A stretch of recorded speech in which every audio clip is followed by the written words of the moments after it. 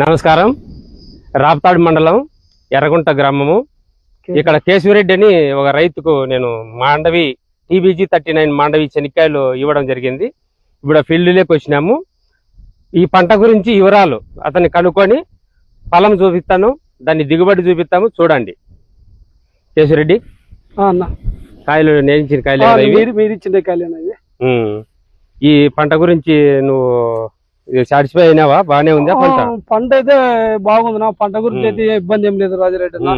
పంట అయితే మనం నువ్వు చెప్పినట్ల విధానం బట్టి పంట అయితే దిగుబడి అయితే బాగా వచ్చేటట్లుగా ఉంది. చాలా మంది పైరు అవుతుందా, పైరు కాదా, దాన్ని దిగుబడి ఎట్లుంటుంది, ఆవటం ఫెయిల్ అవుతాయా అంటే సకాలంలో నేను చెప్పిన ఇంతకుముందు వీడియోలోను మంచి సకాలంలో మందులు కొట్టుకొని ఆవటం మందులు, సతవలు, నేల కూడా మంచిదై ఉండాలా. ఇప్పుడు చూడండి కేశవరెడ్డి పంట పెట్టుకున్నాడు, ఏ విధంగా పైరైందో. దీనిలో